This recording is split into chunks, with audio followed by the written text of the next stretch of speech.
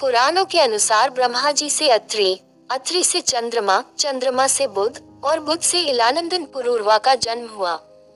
पुरूरवा से आयु, आयु से राजा नहुष और नहुष से ययाति उत्पन्न हुए। ययाति से पुरु हुए। पुरु के वंश में भरत और भरत के कुल में राजा कुरु हुए। कुरु के वंश में शांतनु का जन्म हुआ।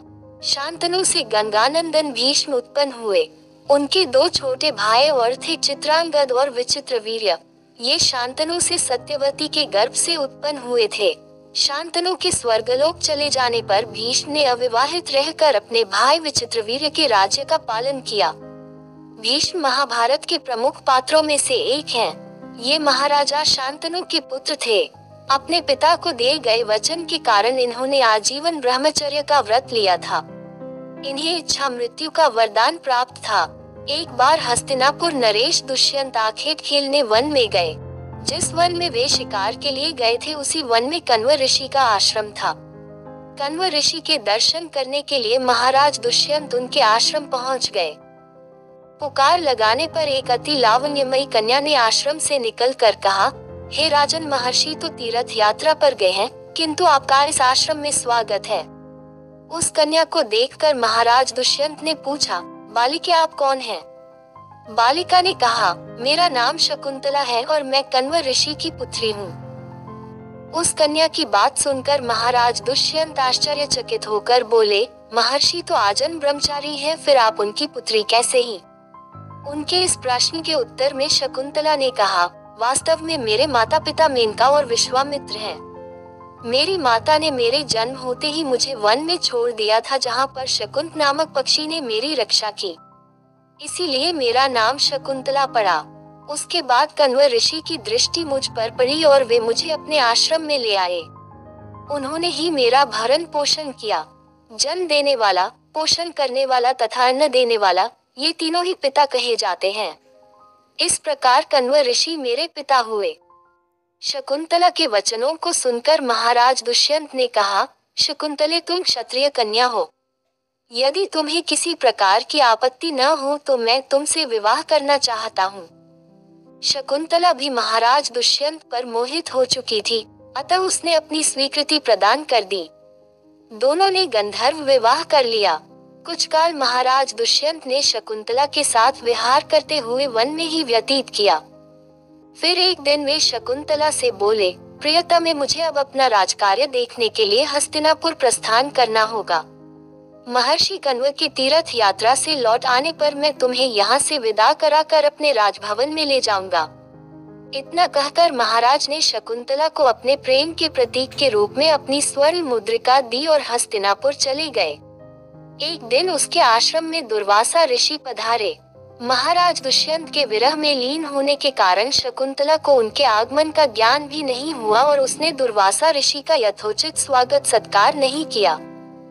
दुर्वासा ऋषि ने इसे अपना अपमान समझा और क्रोधित होकर बोले, बालिके, मैं तुझे शाप देता हूँ कि जिस किसी के ध्यान में लीन होकर तूने मेरा निरादर किया है, वह तुझे भूल जाएगा। दुर्वासा ऋषि के शाप को सुनकर शकुंतला का ध्यान टूटा और वह उनके चरणों में गिरकर क्षमा प्रार्थना करने लगी।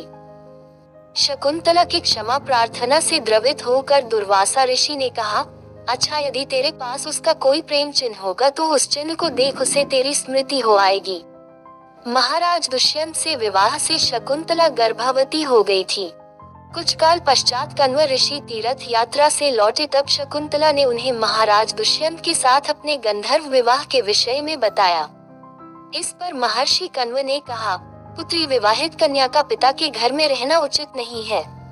अब तेरे पति का घर ही तेरा घर है। इतना कहकर महर्षि ने शकुंतला को अपने शिष्यों के साथ हस्तिनापुर भिजवा दिया। मार्ग में एक सरोवर में आचमन करते समय महाराज दुष्यंत की दी हुई शकुंतला की अंगूठी, जो कि प्रेम चिन्ह थी, सरोवर में ही गिर गई। उस अंगूठी को एक मछली निगल गई।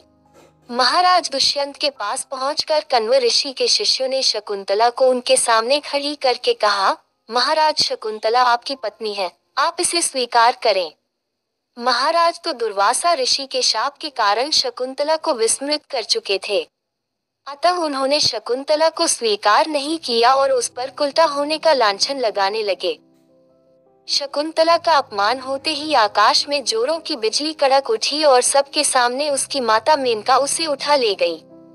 जिस मच्छ ने शकुंतला की अंगूठी को निगल लिया था, एक दिन वह एक मछुआरे के जाल में आ फंसी। जब मछुआरे ने उसे काटा तो उसके पेट अंगूठी निकली। मछुआरे ने उस अंगूठी को महाराज दुष्यंत के पास भेंट के रूप में भेज दिया। अंगूठी को देखते ही महाराज को शकुंतला का स्मरण हो आया और वे अपने कृत्य पर पश्चाताप करने लगे। महाराज ने शकुंतला को बहुत ढूंढवाया किंतु उसका पता नहीं चला। कुछ दिनों के बाद देवराज इंद्र के निमंत्रण पाकर देवासुर संग्राम में उनकी सहायता करने के लिए महाराज दुष्यंत इंद्र की नगरी अमरावती गए।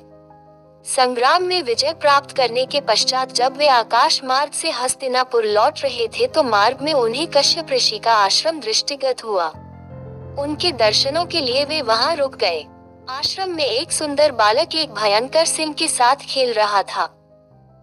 मेनका ने शकुंतला को कश्यप ऋषि के पास लाकर छोड़ा था तथा वह बालक शकुंतला का ही पुत्र था। उस बालक को देखकर महाराज के हृदय में प्रेम की भावना उमड़ पड़ी।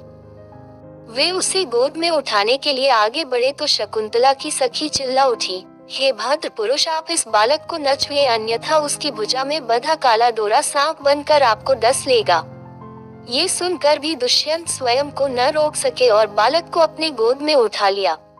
अब सखी ने आश्चर्य से देखा कि बालक के भुजा में बंधा काला गंडा पृथ्वी पर गिर गया है। सखी को ज्ञात था कि बालक को जब कभी भी उसका पिता अपने गोद में लेगा वह काला डोरा पृथ्वी पर गिर जाएगा। सखी ने प्रसन्न होकर समस्त वृतांत शकुंतला को सुनाया। शकुंतला महाराज दुष्यंत के पास आई। महाराज ने शकुंतला को पहचान लिया। उन्होंने अपने कृत्य के लिए शकुंतला से क्षमा प्रार्थना किया और कश्यप ऋषि की आज्ञा लेकर उसे अपने पुत्र सहित अपने साथ हस्तिनापुर ले आए। महाराज दुष्यंत और शकुंतला के उस पुत्र का नाम भरत था। बाद में वे भरत महान प्रतापी सम्राट बने और उन्हीं के नाम पर हमारे देश का नाम भारतवर्ष हुआ।